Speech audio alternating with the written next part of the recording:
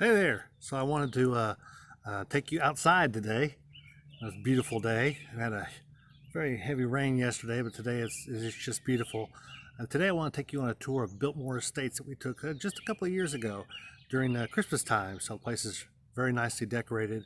There's a whole lot to do at the Biltmore Estates. It's more than just the Biltmore Estate itself. It's not just the building or the home. But there's a lot to do, lots of things to do. By all means, check out their website and they'll tell you more about what there is to see and do at the Biltmore Estates. Right now, we're going to go inside because you just entered the coolest life.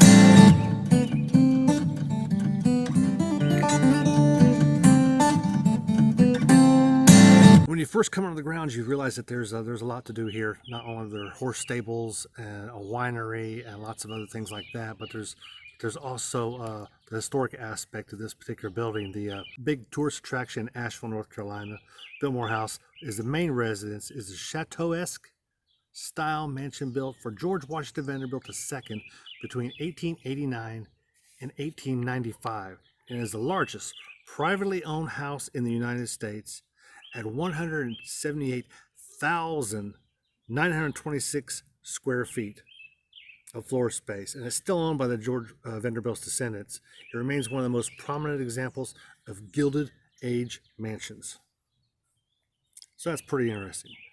So as you approach it, you see the place is always busy. Right now, it's actually currently closed because of the coronavirus, but the place is always very busy. So the entryway is this building here. Is a security guard there. They basically take your money and make sure you've paid to be there. But it's actually a really nice area. When you get up, you'll park and you come up on the main part of the building here. That's me and my wife. You can see I don't have gray hair there. That's back when I used to color my hair. But the outside building, me being a fan of architecture, it was like a kid in a candy store. It was just beautiful. Everywhere you look, there's a nice piece of architecture, and just the details alone. Everywhere you see something unique. The entryway to the store where you can buy things. You go inside. Now there are different places in here where you can take pictures and some you can't take pictures. I try to take as many as they would let me. And also certain places where you can kind of roam around by yourself, and other places where you can't, where it's very restricted. This particular area, we were actually in line going around this area, trying to get in the main facility. Nice pool table. They had a huge Christmas tree in the foyer there. Everything's just decorated so nice, from the chandeliers. And again, all the details. You walk up to the mantles and different things, and you see like Civil War displays and different architecture, stonework. It's just beautiful. Of course, they had it decorated. But you even look up and you just see the magnificent stonework. And some of the hallways, you'll look down and you could actually walk down them if you wanted to, but there's no lines at all. Different items like this old chest, really nice. And we were upstairs on tour and looked out one of the windows, which had this really heavy screen on it, but you could see the kind of views that you have. This was, I believe, was actually looking out toward the front. But everywhere there's lots of woodwork and of course stonework. Lots of different rooms. Hopefully you can see some of these. Some of them are kind of dark. Typically they show up a little bit better on the video than they do staring at the pictures as I'm doing. There's always a chance to get a picture. They bring you out downstairs through a corridor, and this one is basement floor of it. What they have is their winery and cold storage.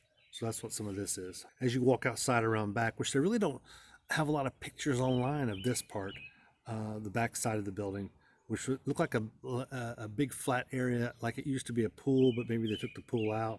But it still had a lot of neat art that was in this area, to include this statue of the flutist. But everywhere you look, again, is just I'm sure this would look really nice if it wasn't wintertime frame with the vines growing up around the back gables. Then you just look up and there's all kinds of different architecture features. These are some pictures that you might not just see on their regular. You won't see these unless you actually go there, because they're not exactly on there. This is more like what you would see around the front side, but just beautiful architecture. You just don't get this kind of architecture at well, what they make today. To make this building today, oh my gosh, it'd definitely probably be in the $1 billion range to even build this. But it is just a beautiful place to visit. There's lots to see and do.